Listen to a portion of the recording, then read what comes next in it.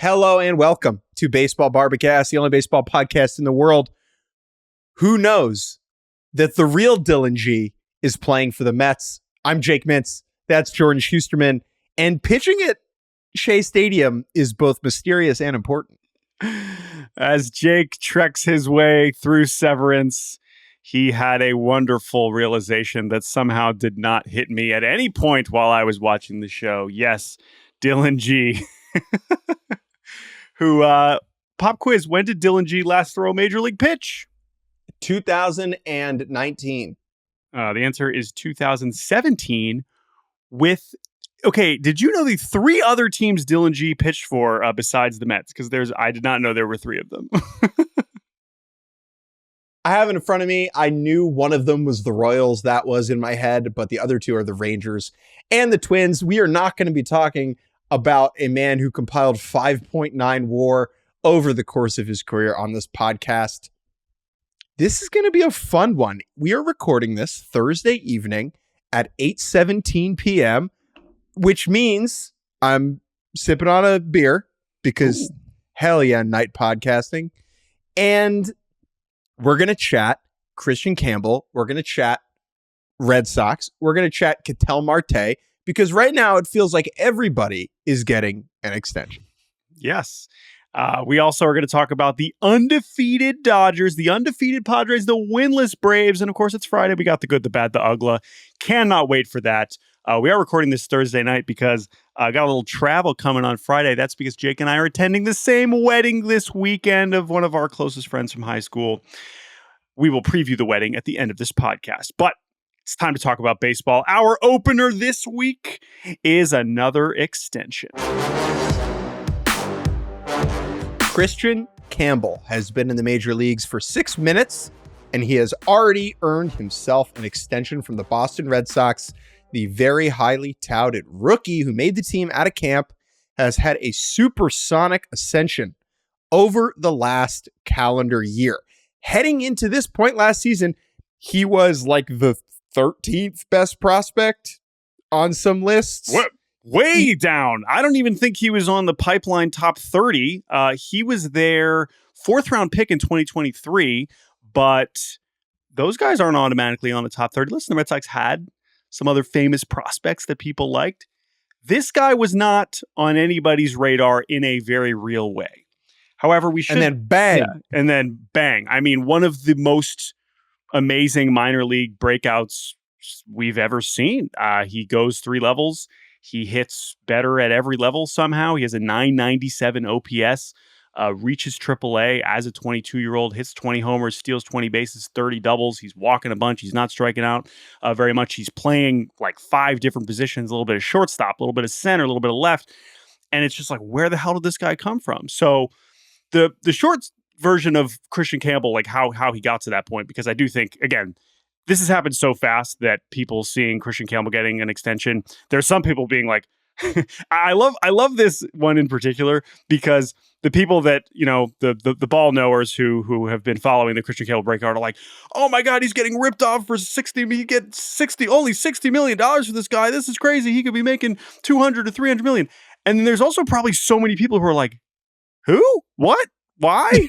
Who? What just happened? Why are the Red Sox giving this player I've never heard of all this money?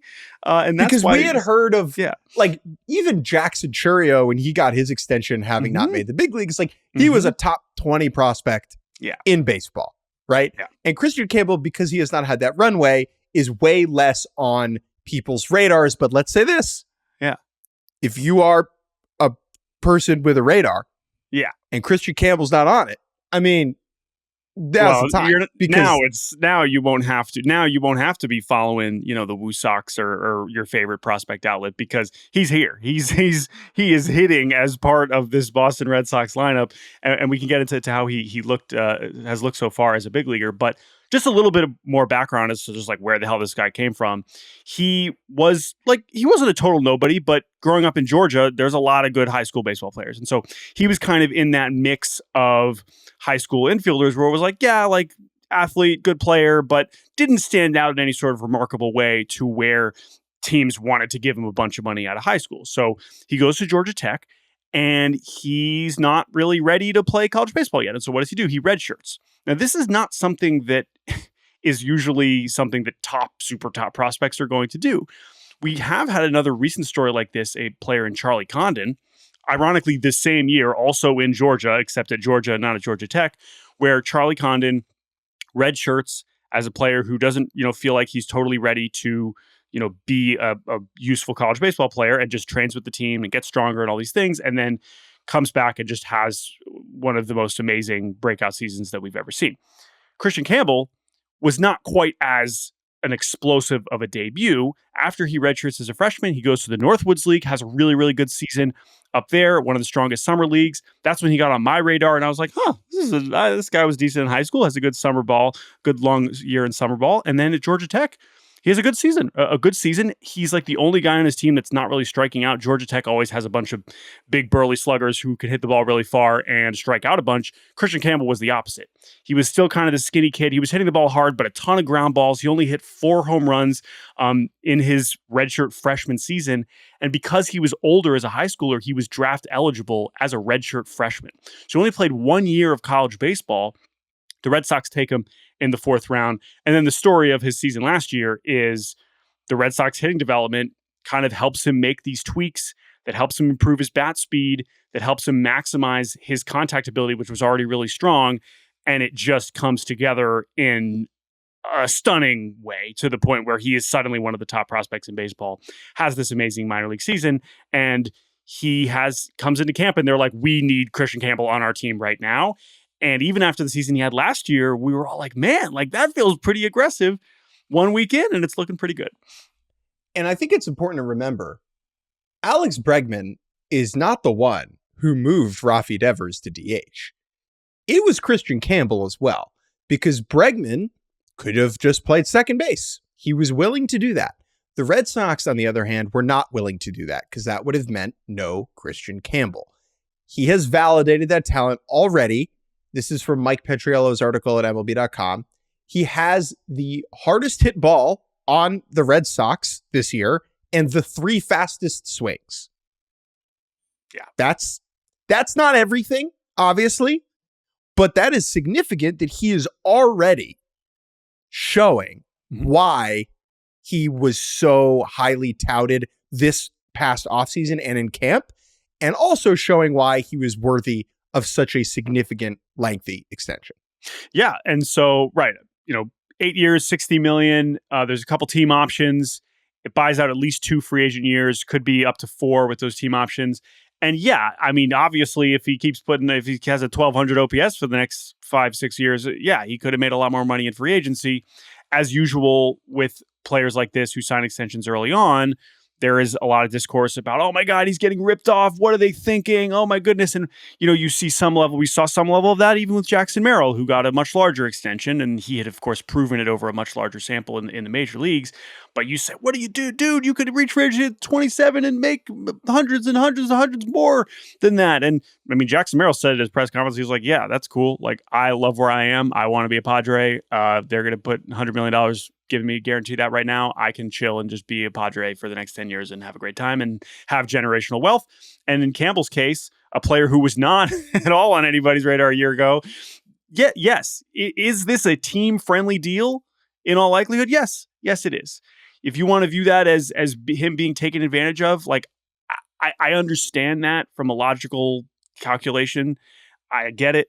But I mean, the kid just locked up $60 million. He's to played me, 6 it's a games simple in the thing. major leagues. It's simpler than that. Mm-hmm. When we see this contract, I think the first reaction should be, hell yeah, for the kid. Yeah. I do think there is something to be said about he's potentially leaving value for himself on the table, but it's not necessarily a horrifying thing, right? It's so context dependent. And I think that we should be happy. This is a huge deal for Kristian Campbell and for his family. Mm-hmm. And if that's what they wanted, then that is a good thing, right? Yeah. His agency, Beverly Hills Sports Council, has Anthony Santander and Alex Cobb, who somehow got $15 million this winter. They represented Barry Bonds, okay? They understand the dynamics of the sport. They understand that if Kristian Campbell had waited 6 years, he might have gotten a lot more money. But guess what? The agent works for the player. I'm going to say that again. The agent works for the player. And if the player wants to be in a place for a long time for a certain amount of money, it is the agent's job to make that happen. Kristian Campbell, the baseball player, really a unique, singular type of hitter. I comped him to Yuli Gurriel just from a mechanical standpoint, the way that his bat kind of trails behind him and you watch him swing and you're like, how is he ever going to make contact with the baseball? And then the next thing you know, it's off the wall. Yeah. It's as you just mentioned before, from Petrello's article, the bat speed is, even though it doesn't look as elegant as we're kind of used to our top prospects having, guys like his fellow prospect homies, Marcelo Meyer and Roman Anthony, who have these picturesque, like perfect swings that have been curated since they were 14. And generally, left-handed hitters, you could say that those swings tend to look better, but there are plenty of pretty right-handed swings. And frankly, Kristian Campbell's is not one of them. And it doesn't matter. It works. I mean, I wouldn't go as far as to say it's like on the Hunter Pence level of weird, but it's kind of clunky, right? But it works for him. And he has the hand-eye and just the bat to ball skills that it's working. And you combine that kind of bat speed, you are going to produce power, and you combine kind of the discipline of being able to draw your walks and have that part of your kind of on base profile as well. It's a hell of a ball player. What makes him interesting is that his defensive fit is still a mystery. Now, part of that is because of the nature of the Red Sox roster. Part of that is because he has not yet proven to be very good at any position. And then part of that is because he hasn't played that much baseball. So we don't really know. He's bounced around a ton. And so we haven't gotten a large sample of him at really any single position. His one year in college, he was mostly playing second. Now we know he's mostly playing second, but it seems like they're still going to give him some time in the outfield. But right now, it's interesting that the Red Sox considered that right now his best place is at second base. Now, of course, his max value might be at shortstop. It might be, I guess he played some center field. How the Red Sox roster revolves around him, what happens with Trevor Story, what happens with Ceddanne Rafaela, if he's somewhat still an everyday player. Like, there's a lot of questions.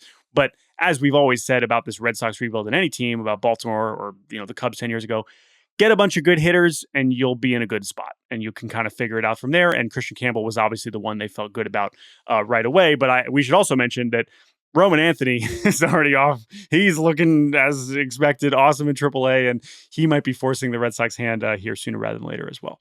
One last thing for me on Campbell, just going through his early highlights. So I think for young players, there are a lot of guys who can pull the ball with authority, and then there are a lot of guys who can go the other way with authority.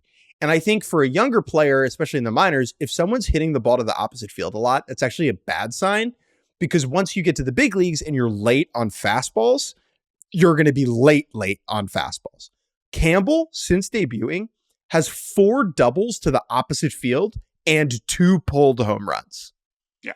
Okay.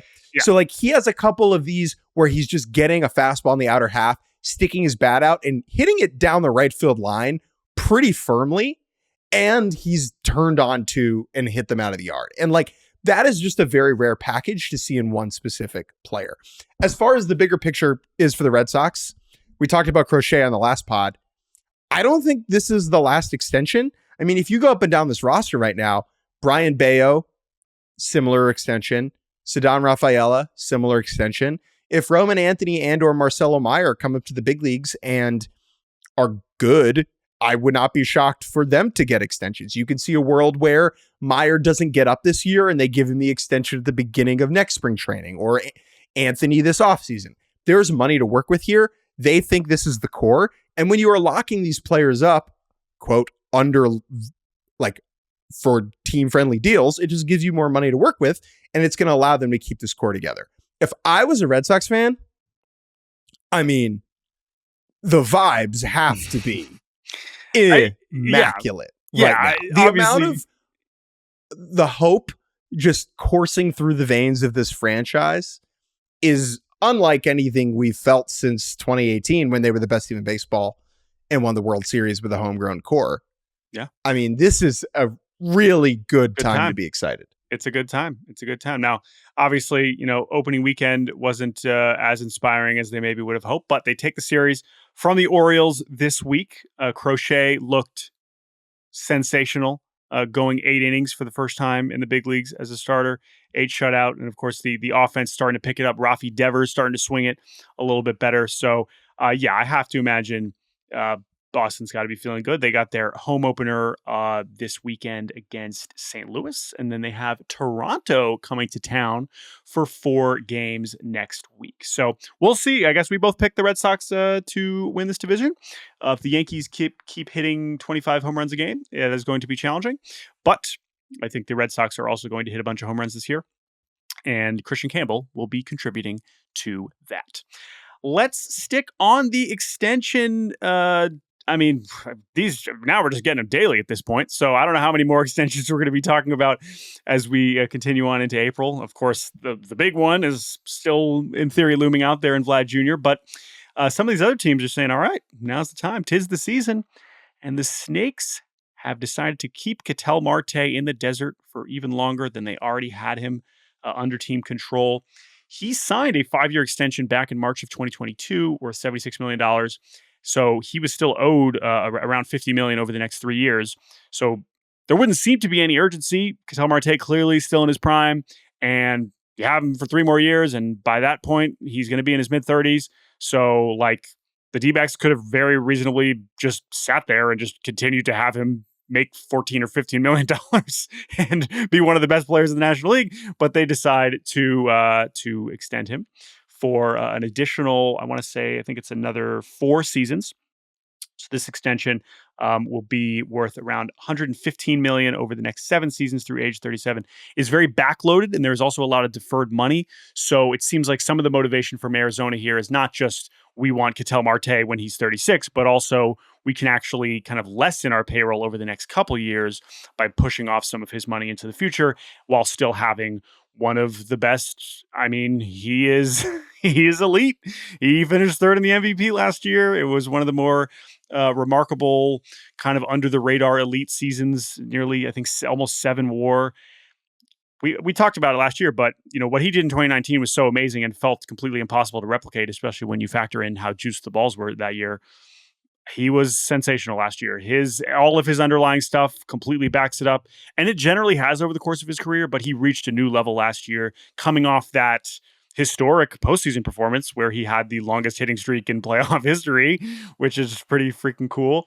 And now he's a huge part of this team. And I know Arizona has undergone some changes with Christian Walker leaving and, no Jock and all these things. Like, no, like Ketel Marte is the guy. He's he's the guy. I know Corbin Carroll's there and he's under contract for long term and he's the homegrown guy too. Ketel Marte is the guy. He is one of the best switch hitters of his generation. If you rank switch hitters by WAR over the last 6-7 years, it's Francisco Lindor and Jose Ramirez ahead of everybody else, and then it's Ketel Marte, and then it's a pretty big gap. So he's a hell of a player, and this one's pretty straightforward though, I would say. He is 25th in WAR since 2019, which I know doesn't sound really that high, but it is. That's a lot. That's a lot of years. I mean, that's a long time. That's a lot of years to be a truly elite player.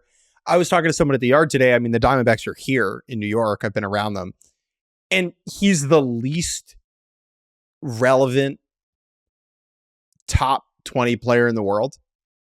Like, part of that is because he plays, no slander, for the Diamondbacks, and they don't move the needle. Yeah, for crossover potential. Part of that is that he plays second base, I think, and he's not tiny like Jose Altuve, and he hasn't been in the postseason that much. I know the Diamondbacks made a run in 2023, but they're not there every single year. And if you want to he exists in this very interesting level of ball knowership. I think Ketel Marte, if you're listening to this pod, you know that he bangs and he's a good player, but there is like a level below. Like a more casual fan is like, whoa, I would love to be around people who last year were watching like the MVP show at the end of the year. It was like Ketel Marte was a finalist. Right. And the thing about him too is he, as a switch hitter, like he's very good from the, batting left-handed. Batting Ketel batting righty is like god tier. Like it's like a 950 OPS over the last 4 seasons when he is batting righty, which is outrageous. But yeah, he's that good. I know that people get tired of hearing that Jose Ramirez is underrated. And I get that. I think at this point we understand that Jose Ramirez, because he's however many top 6 MVP finishes, like we get it. Not that he doesn't deserve the love. Ketel Marte deserves more of that discourse because he, at his top end, is one of the best players in baseball, and I don't think anybody cares. So, yeah, he's awesome. So good. Again, get your money, man. He's had a hell of a career. If anybody out there, hey, Yahoo, love working here. How are we feeling about like a 10-year, $60 million extension season? Let's go. I don't know if our bosses are listening to this. Listen to some of the pods. We appreciate it. It seems now's the time. I'll do the Campbell extension instead of the Merrill extension. Okay. I'm willing to do that. We can meet somewhere in the middle there for sure. All right. We're going to take a quick break.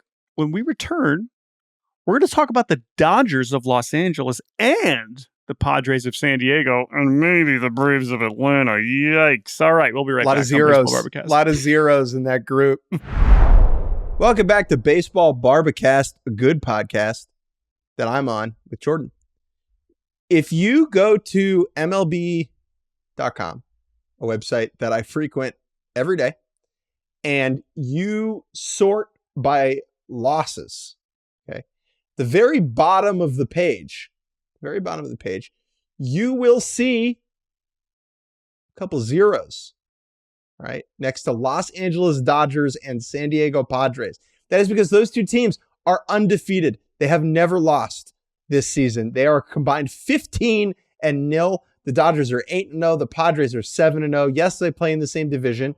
A nice hefty W8 and W7 next to their names. The Padres actually have a better run differential than the Dodgers, plus 25 to plus 22. These two teams so far this year have been the story of the season, besides the Torpedo Bats. And because they are rivals, it is very, very interesting. Let's begin with the Dodgers, who on Wednesday night had just a hilarious, inevitable walk-off victory. They went down 5-0, and I said to my wife, let's watch Severance. I'm sure they're going to come back. I'll deal with it in the morning. And that's exactly what happened. My version of that was I was talking to my brother, and I was just like, all right, I think at this point they were down 5-2. And I said, hey, David, you think Dodgers are going to win this game? And he was not paying attention. He was just like, I don't know what the score is, but yeah. Yeah, that's the thing. There's a great old tweet from one of our favorite baseball writers, Sam Miller, about the Rays. And the tweet was, love this trade for the Rays. Who'd they get? Who'd they give up? Mm-hmm. And I think for the Dodgers, it's, oh, yeah, they got this one. And the other night, down 5-0 against the Braves. And it's just like, this one's done. Like, the Braves haven't won a game yet. They're going to wrap this one up. And the Dodgers just come storming back. Raisel Iglesias has to come in the 8th. He barely pitched at all this year. Right. He'd only pitched one time. And Iglesias, I mean, automatic. Like, he talk about underrated. What he did last year was one of the great, like, quiet closer excellence seasons we've seen. But he's barely pitched because they've never been winning late in the game. So they ask him to get 4 outs? 5 outs. 5 outs. 5 outs. Okay.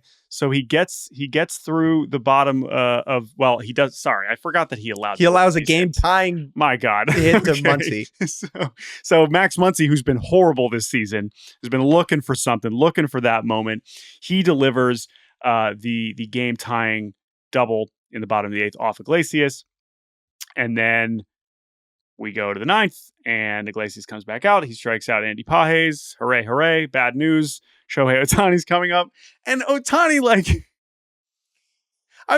so you just watch him, and one of the best thing about Shohei is, it's so routine. He's like, all right, time to win the game.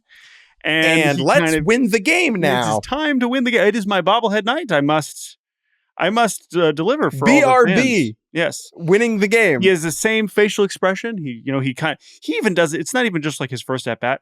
Every at bat he comes, he kind of acknowledges the ump and the catcher. All right, I'm going to go ahead and win this game now. And I am the best player. It probably did not matter what pitch he threw. It wasn't really a bad pitch from Iglesias, but I was watching. I was just like, well, this is probably going to be a home run. First pitch, just again, not a bad pitch. I think fastball, maybe even off the plate, but you'll let the big man get extended. I mean, speaking of extension, let's not let this guy get his arms out. I mean, it's the ball's going over the fence. I'm sorry. Poor Michael Harris going back there trying to save the game and the season. Gave it the old college try. He did his best, but sorry, Money Mike. This night was about Mr. Ohtani, as most nights are. And the Braves, once again, they've been getting smoked. So I was going to say, they haven't had too many I was going to say, I don't have too many heartbreakers like this. But again, you start your season in San Diego and LA, not the easiest assignment. But brutal. I mean, it's just. I mean, the Dodgers at this point, like you look at them. Here's a little stat because I wrote a little bit at Yahoo today, just to kind of takeaways from the series. The Dodgers have had one game so far with Ohtani, Betts, Freeman. So they've only had one game because Mookie was vomiting and Freddie Freeman slipped in the shower and hurt his ankle again. So Freddie Freeman didn't play. Blake Snell he's on the IL. Yeah, Blake Snell has not been good. Max Muncy looked awful. Teoscar hasn't really done much. Tommy Edmonds leading the team in home runs, and it doesn't matter. They're way better than everybody else, and definitely way better than the Braves. Padres fans, I know you want to throw your phone listening, however you're listening to this. I know you're very angry. We're going to get you in a second. But as for the Dodgers, it's just, I mean, yeah, they look like not even close. I mean, it's knowing what they are still missing, knowing that Sasaki has done nothing positive, knowing that, they still have all these injured pitchers and injured hitters and some guys aren't getting it. It's like, yeah, this is what one of the best teams on paper as all time is supposed to look like. I'm happy it's happening this way. Yeah. If the Dodgers underwhelmed all regular season and got off to a slow start and we had to pretend to panic. Especially early. Yeah. Because listen, they'll lose 3 in a row at some point. But to come out of the gate and just do in Tokyo and then just keep on with this homestand to start the year, to do it against teams we think are good, it's great. It's great. It's great. And you know what? Everyone listening to this who doesn't like the Dodgers, can we all agree they're gonna be in the postseason? Right? I think we agree? We usually say that about the Braves too. We do. More on that later. I want the Dodgers to enter October as fearsome and as impenetrable and as despised and as inevitable as possible. I want the vitriol and the disgust and the angst at an all-time high so that when someone like the Reds just rolls in and sweeps them because baseball is a random thing, it will hit so hard for all of you. Let me say this. We have had this exact dynamic with the Yankees since 2009. Growing up, someone who rooted for baseball teams, when my baseball team was really bad for a lot of my childhood, the joy was in seeing the Yankees lose in October. Tuning in to watch those Rangers teams beat the Yankees in the playoffs, right? And people forget this because the Astros turned evil. Yes. But when the Astros were beating the Yankees in 2017, people loved it. Oh my God. People were loving it. That was hitting. Yeah. But I do think that specifically with the Dodgers, if we keep it more focused, we didn't have this last year. Everyone was picking against them. Oh, they're too injured. They don't have enough pitching. No. I want them showing up with 130 wins. I want them to just be like, there's no way they can lose because no half measures. Yeah. Let's just do this. So while I don't think 162 is going to happen, I like how we're starting this. I think that this is, as a neutral, I think this has been very, very enjoyable. Now, last thing on the Dodgers. We discussed on Wednesday with the mailbag, and we had some questions about the Dodgers need a nickname. Okay, great teams throughout baseball history, they get nicknames because they become a character in and of themselves that is kind of greater than the average baseball team, whether that is because they are actually the best team or because they have some sort of specific characteristic. As usual, you find folks delivered. we had a bunch of suggestions. We threw out a couple, but we got a bunch of suggestions regarding what we should call the Dodgers, and we are going to share some of them here now. Where would you like to be? The great blue yonder. That's from Daniel. It's good. Very solid. Now, would be better if they had Yonder Alonso. I'm sure he'll attend some Dodgers games as a MLB Network host at some point this year. The Ravine Machine. This one's pretty strong. The machine, it's like, can we do another machine? I guess is the question. Can we have another machine? And there is a machine right now in AAA, the male machine, obviously hitting for the Norfolk Tides. That's a player. He's the machine. Female machine. Yes, that's true. I think he'll be okay if we.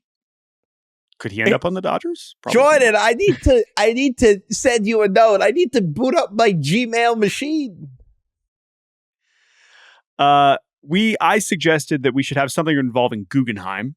You suggested because that is the very large company ownership group that has enabled much of the great opulence involved with the Dodgers operation. Anyway, you said the Guggenheim project. I thought that was pretty strong. Matthew suggested Guggenheim's Monster. So good. Again, Monster. We're getting into the Monster. So that's very solid. What else do we have here? There's one on here that I just truly adore. So the Inevitable Dodgers are really good. And I quite like from Jeffrey, the Imperial Highway. If the Yankees are the evil empire, I think bringing that energy to the West Coast, and you are, as always in LA, stuck on the Imperial Highway. That's true. It is something you will have to deal with at some point, which is kind of how all the baseball teams are, at least in the National League. Yeah. You'll probably have to deal with the Dodgers. My personal favorite, and this is a bit of an edit, but I just love that she came up with this. This is from Jennifer on Blue Sky. She mentioned that it made her think of the blue screen of death, which I'm realizing, is that not a thing for MacBooks?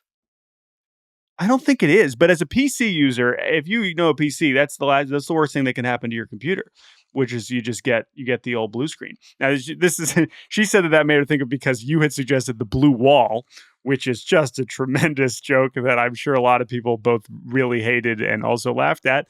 Because the Dodgers will lose in the end. That is quite possible. But to me, blue screen of death. I mean, the blue team of death that's my small edit. I think blue team of death is pretty good. If we're talking about just like, we can't, they are terrifying. We cannot stop them. Again, it's a little dark, but I think it's hilarious if you immediately recognize that it's the blue screen of death. It has an anti-Mac tilt to it. It's very kind of PC-ish. That's fine. I think most people. I think it's a pretty mainstream. That term. joke's too PC. That's true. Yeah. All right. I apologize. Anyway, so those are some of the any of the other ones that we got. No, I'm ready to keep rolling. Keep sending them though. Keep sending them in baseballbarbacast@gmail.com. Let's talk about this. Let's talk. Yes. Let's talk about the San Diego Padres. Jake. Brandon Lockridge's by the way, team? Brandon Lockridge. Yes. The fighting Lockridges. Braves fans, listen. You don't need this. It just win a game. We'll talk about you. Get back on. Let's just go beat the Marlins.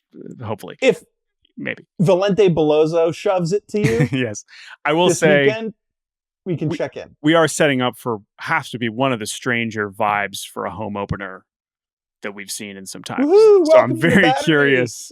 Very curious what that is going to look like on Friday in Atlanta. Anyway, okay, let's get back to the Padres, because this team deserves our love too. Do they look invincible? No, but damn, are they playing some good ball? Playing good ball. What is going right for the San Diego Padres this year? Why is, again, I was higher on them than you coming into the season. I felt comfortable. I said, this is it. A lot of these guys are going to be free agents. Of course, Cease and King. But I love the Pivetta signing. I'm all in on the Merrill Tatis combo, and that is really the combo that has carried them so far. The trio of Padres hitting 400.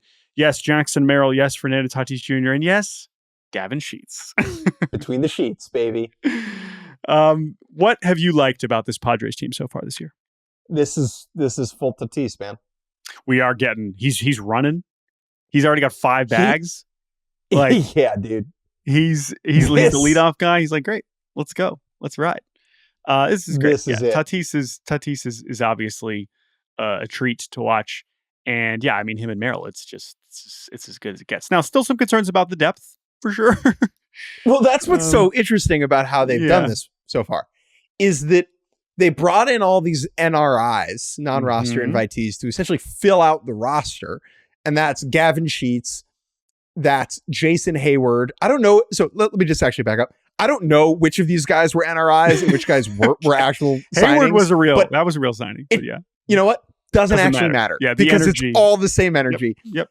Jose Iglesias, Yuli Gurriel, Martin Maldonado, Elias Diaz.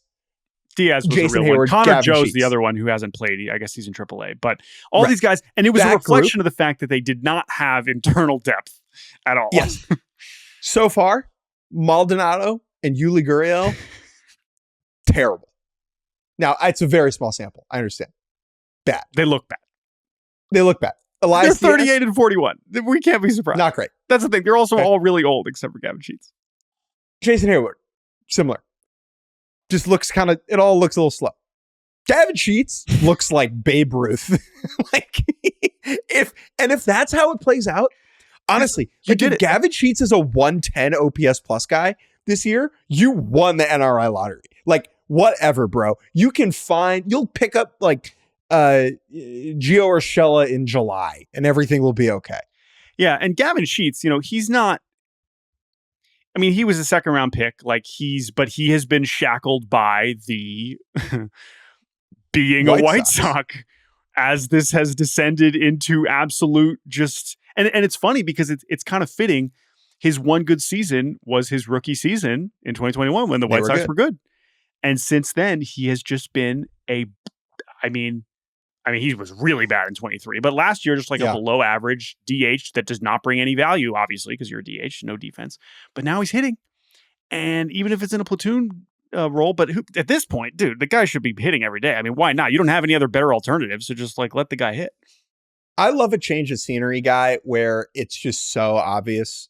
Where it's you are having the worst time ever being on the worst team ever. Yep. And the Padres are just an elite, mercenary travel ball, F it, let's ride. We're out here and we're in your face and it's sunny out and the yard is packed and everyone's feeling it. And it's Gavin Sheets looks like God. Now, maybe he'll be, a Chihuahua in a month and a half, but we can talk about that when we to be clear, that's an El Paso Chihuahua. Their AAA team. There may be some people like, what? Is that him telling him that he's small? And I don't know. Just clarify. But yes, very possible. But either way, now, he has already provided multiple. He's already been worth the NRI. I mean, amazing. Now, one thing that is worth pointing out that is not sustainable, the bullpen has allowed 2 runs total. Well, it will not continue to allow 2 runs. However, it is a reminder. Yeah. Good bullpen. Oh, bullpen's great. So I still expect the bullpen to be elite, but that is more a reflection of the Braves, who, as we know, currently cannot hit, and the Guardians, who also do not exactly have the most fearsome offense. But yeah, I mean, it's just everything on the mound so far has been working. I know Michael King was not good on opening day. He was great in his second start. And they look awesome. And I'm quite enjoying watching them play baseball. This is not a shocking statement. The team that my mind has been changed the most about since opening day is the San Diego Padres, even more than the Braves on the other side of things. I do think at worst, the Braves will return to mediocrity and pretend to be in the wild card mix. That's the low end in my mind for the Braves. I mean, the Padres look like this is game 4 of the NLDS. The vibe they had in games 2 and 3 just never ended. And the Dodgers never came back and won. And Manny Machado never, viciously attacked Dave Roberts with a baseball. And just the energy kept on flowing. We've almost Men in Black erased our brains of everything that happened in the in-between, because the vibe is just a change. Like, and that's how immediately. it was going into the postseason, right? It's how it was for a lot of the second half. Like we all thought that they could be that, and that was before they had Gavin Sheets. Last thing I'll say about Dodgers and Padres, two more things. One, it sucks they don't play until June, but by that point, I mean, it's going to be a lot of fun. And they play, I think, in consecutive weeks. So they play like 7 times in 2 weeks. So that will be just get ready. That'll be fun. Flex the schedule. Who says no? just change it up. That said, the other thing to mention here is that the Diamondbacks and Giants are also playing pretty well. And this NL West could be something really, really, really special. Early to say. Obviously, these teams are going to have to take losses at some point. And the Rockies are also there. But this will be a division that I know we were kind of gearing up for the NL East to be that. The Braves have kind of already ruined those plans. But the NL West, I think, will be giving us some version of that as far as division races that we are very excited to see. We'll do a little weekend. We'll do a little weekend preview at the end, but just worth saying, Dodgers going to play the Phillies in Philadelphia this weekend. Ooh. That is going to be some good old-fashioned baseball. You and I will be in Philadelphia at a wedding and not at any of these games, which, just a tough bounce of the baseball. All right, let's take a quick break. And when we get back, we will do the good, the bad, and of course, the Uggla.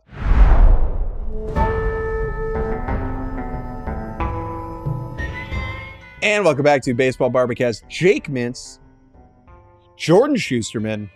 It is time for the good, the bad, and the Uggla. One thing good, one thing bad, and one thing that reminds us of Dan Uggla. Bizarre, weird, funky, neat, and different. I'm going to kick you the rock, Mr. Shusterman, and you can go first. What was good this week? I'm going to quickly do a super timely good, which is that Nestor Cortez Jr. is pitching right now after his catastrophic season opener at Yankee Stadium. 6 scoreless, 1 hit allowed against the Reds. As the Reds offense, oh my God, what a brutal week for the Reds offense after getting shut out twice by the Rangers at home. But my good this week, let's go back to the Padres. More Padres stuff. Jackson Merrill's press conference. There were a lot of great moments during the Jackson Merrill press conference announcing his extension. But my favorite, which I tweeted out the clip of, was AJ Preller telling the story of the first time he watched Jackson Merrill play. The reason why I love this story so much is that it is almost, it is exactly a caricature of AJ Preller, just confirming everything. Anytime you talk to anybody in baseball about AJ Preller and what he is like, it is essentially just this story, which he revealed, which is basically that he went to scout Jackson Merrill in high school, and it was like shortly after COVID. So there was like restrictions, and basically he was like hiding at the football stadium 100 yards away trying to watch Jackson Merrill without being spotted, because when a GM shows up to a high school baseball game in Maryland, whereas there's not a lot of GMs pouring into Maryland high school baseball games, he did not want to be spotted, especially because part of the Jackson Merrill story is that not a lot of people knew about Jackson Merrill, even the spring of his senior year, and so he did not want to be spotted. But as he tells a wonderful story, he was spotted. He was kicked out because he wasn't where he was supposed to be at a time when people could not just go wherever they wanted. And he ended up being stuck talking to Jackson Merrill's dad and obviously finding out how awesome Jackson Merrill was. And all of the stories about just kind of the early back and forth between them, between Merrill and the Padres was really cool. And it is a hell of a story. And that story too is part of why the Padres are still in the position to be where they're at, because they have made a lot of Preller has made a lot of wild decisions over the years. But this team and this Preller himself and a lot of the people in that organization, they can scout. And that is how they have been able to continue to kind of resupply the pipeline to then trade. Merrill is the one guy they knew they were never going to trade. And that's looking pretty good right now. So AJ Preller talking about trying to be incognito. That was good. I have 2 goods. The 2 players I'm going to mention for my goods last season combined to produce -2 wins above replacement. Yeah. I am talking about Patrick Wisdom and Taijuan Walker. Yes. Patrick Wisdom, as many of you know, was a power-happy third baseman for the Chicago Cubs. His best season for these Cubs, probably in 2021, where he had a 118 OPS plus. His season from 2023 exemplifies it perfectly, a 205 batting average and 23 bombs. Power over hit, but he was horrendous last year at the age of 32. And so he went this year to Korea, where the game seems to simply be too dang easy for him. He has 5 home runs through 9 games and a 1363 OPS. I don't know if we'll get an Eric Thames situation here where Patrick Wisdom becomes God and comes back, but it is certainly in play. So he was negative. He was negative 0.6 WAR last year. Okay. And the other player I'm going to talk about is Taijuan Walker. Taijuan Walker, who last year, Patrick Wisdom was negative 0.4. Taijuan Walker was negative 1.6 baseball reference wins above replacement last year. He threw 83 and 2/3 innings and had a 7.10 ERA for the Philadelphia Phillies, the division-winning Philadelphia Phillies. I would love a stat head search. The last time a team won the division with a pitcher 80 innings ERA over 7. 7.10. He was awful. Obviously, that was the second year of his 4-year, $72 million contract. Booed out of the barn, basically left for dead, just not a part of the Phillies' plans this season. Ranger Suarez ends up getting hurt in camp. Walker moves back from the long man in the bullpen to the rotation. And during spring training, he was getting booed like every time he went out. He had one start. Spring training boos is tough to accomplish. Correct. He goes out today against a stacked Colorado Rockies lineup, and he delivers the goods. 6 strong, no runs surrendered, 4 punch-outs notched. Taijuan Walker leaves the mound in the end of the 6th to a roaring Citizens Bank Park crowd. But to be serious, like, getting booed has to freaking stink. That has to suck, right? And it's not like Taijuan Walker's not trying, And for him to go out there in the face of that and carve, he might be retired by July. We have no idea. This could go sideways in a million ways. I don't think he will maintain his 0 ERA, but for him to have a beautiful day in April, a moment he will indeed remember, that is unequivocally good. Amen to that. Yes, of course, he is only in the rotation right now because Ranger Suarez is injured, but they are paying him a lot of money. So if he can give them any semblance of not awful outings, I think they would certainly appreciate that. Let's go to bad. Something Taijuan Walker used to be. I am going to go with something very simple, and that is the A's first series in Sacramento. I don't want to, be too harsh on the players themselves. I know we when we talk about the A's, there's a lot of different layers of what we're talking about and what we're frustrated by and everything. That said, regardless of any of the specifics, opening up your ballpark as a major league ballpark, losing 18-3, 7-4, and 10-2, and feeling fairly non-competitive in all of them. What is bad about it is that it had the energy of what John Fisher said when they first talked about this, which was, come see the other team's good players. And Kyle Tucker was like, I'm here. Check me out. Check me out. And, good to see the Cubs scoring runs. Cubs look good. Again, there's players on the A's we like that can be good, but we said we were concerned about this pitching staff. And so far, and we'll see how the ballpark actually ends up playing. If it ends up playing that small, that is bad news for this pitching staff. But it just sucks because it's like none of this is good. And then to have the team get spanked like that in 3 games was tough. So that's bad. Jesse Chavez is not bad, but the way that he was treated by the Atlanta Braves, that, my dear friend, was bad. Jesse Chavez, the eternal Brave, all roads for him lead back to Truist Park. He spent stints with the Atlanta Braves in 2010 and then again In 2021, on his Wikipedia page, it says Atlanta Braves second stint. Then it says Atlanta Braves third stint. Then it says Atlanta Braves fourth stint. But it is not his fourth stint because it's his fifth, sixth, seventh, eighth, and ninth stint, it feels like.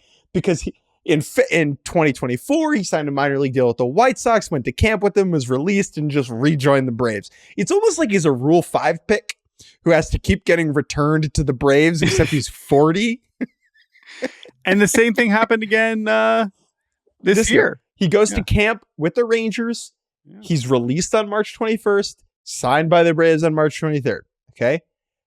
He doesn't make the team out of camp. Like, he's technically in AAA to start. He gets selected after Hector Neris gets bombed on opening weekend, and they have Jesse Chavez come in and they have him just wear one. They have him just absolutely wear one. I think it was against the Dodgers, right? Yeah. In one of those. Yeah, they were down. One of those games. 6-0. Yeah. Down 6-0. I think it allows a homer to Kike. And then they DFA him and sent him to Gwinnett, and he rejected the assignment. He's gone. And chose free agency. Which to me says that Jesse Chavez at this point in his life, in this point in his career, at the age of 41, has no time for the antics of the Gwinnett Stripers. He is going to pitch in the major leagues, or he is going to sit on his goddamn couch. And for that, that is good. But the idea that the Braves, who had this like 5-year history with this guy, literally were just like, hey, you're going to come up and we're going to pay you a prorated minimum to get blasted and sponge up innings, and then we're going to just kick you to the curb again. What is he going to do? He's going to be a free agent, and then whenever they need pitching in a month and a half, they're just going to sign him back. They're going to trot him out there. He's going to give up they're going to be down 7-2, and he's going to allow a 3-run shot to, Pavin Smith, and then he's just going to go and get retired again. This is just eternal.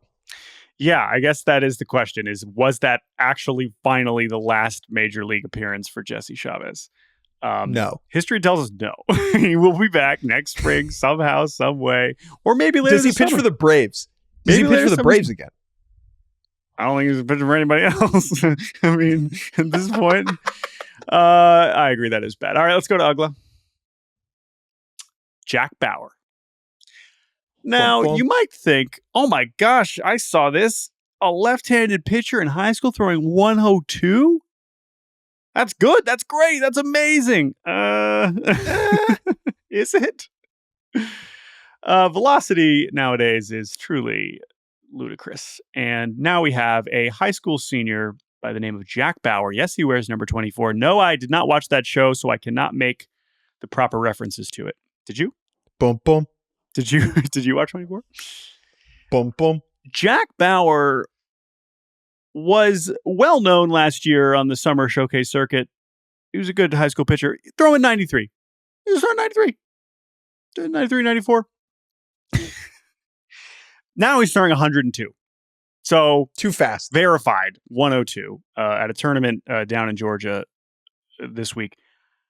I don't even know what to make of this, because this is so preposterous, and like he did it for like 2 innings and wasn't throwing strikes. And it's like, what do you do with this? Like, if you're a scout and you're used to velocity, but again, lefty throwing 100 is like 5 people in the majors over the last however many years.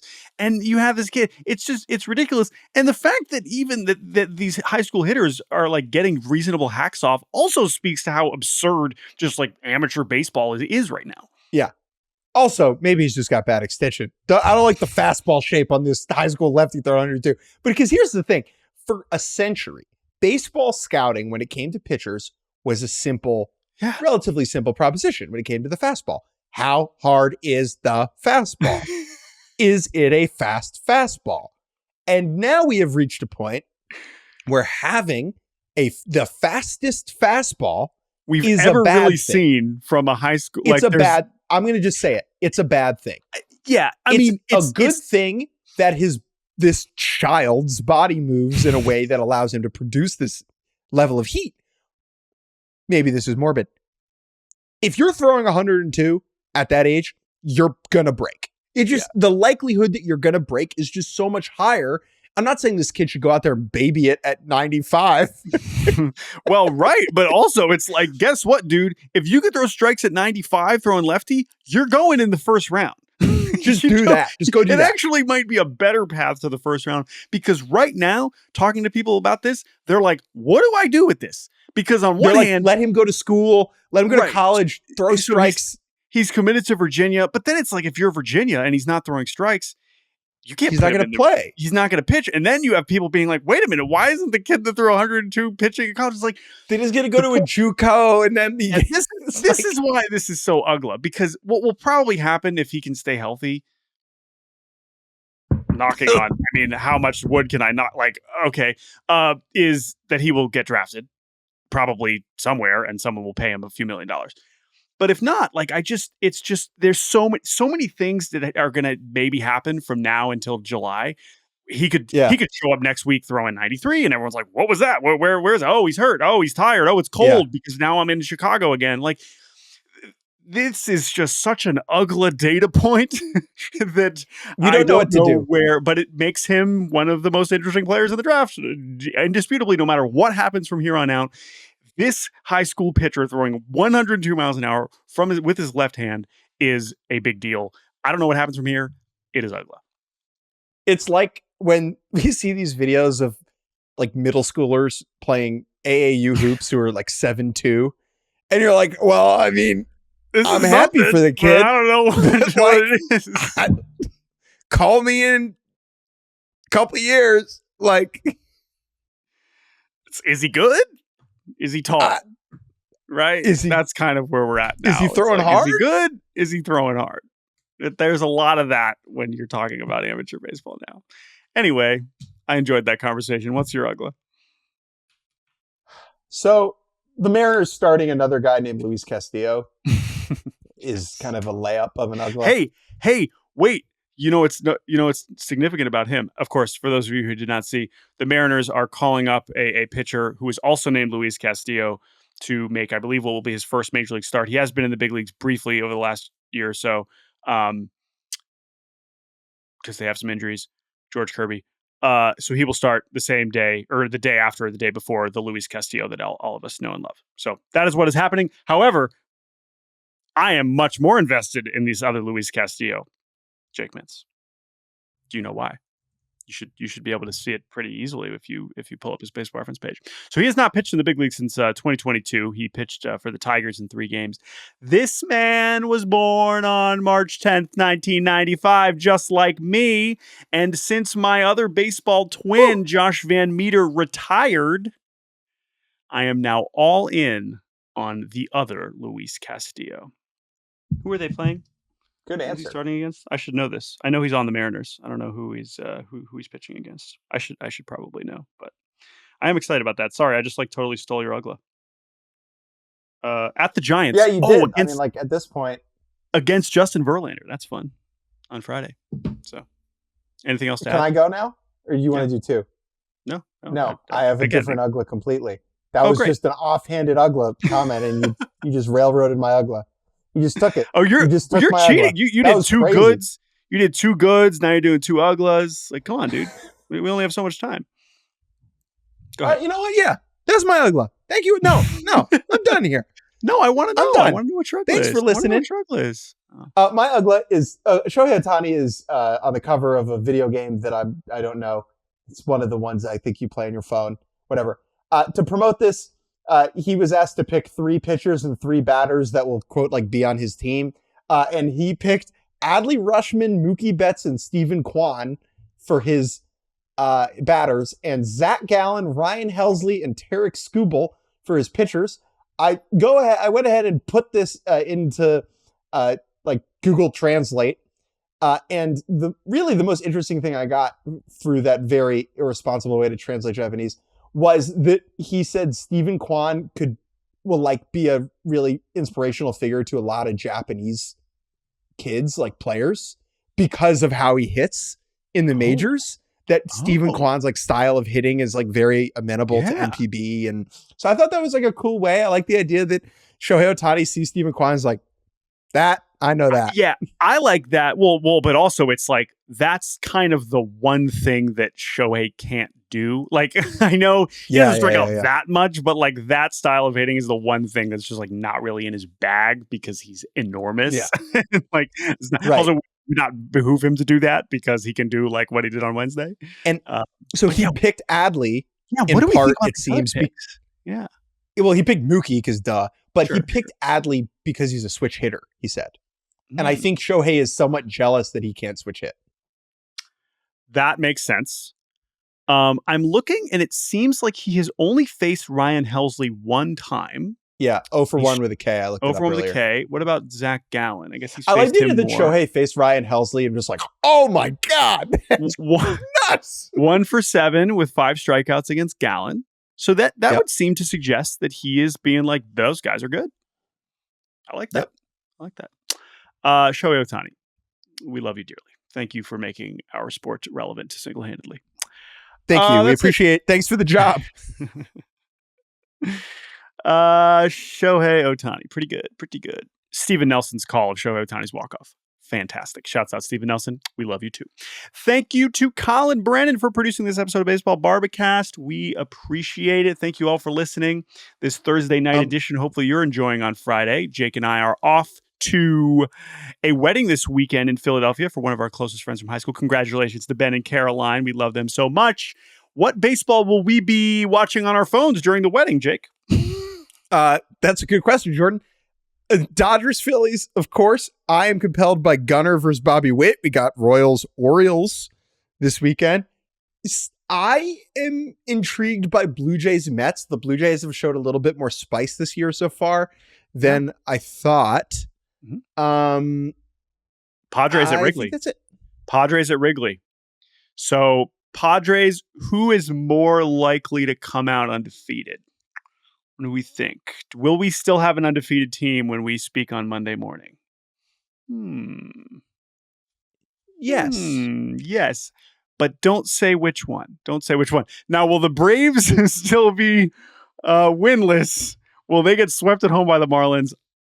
Braves fans, hey, say your prayers. Yeah. You joke, but the Marlins are rolling out Max Meyer. Hey, Max Meyer's good. And TBD. And then on Sunday, they've got TBD on the hill. So Braves fans, shaking your boots. Thank you all for listening. Let's get out of here. Goodbye. Bye. Thank you all for listening. Talk to you on Monday.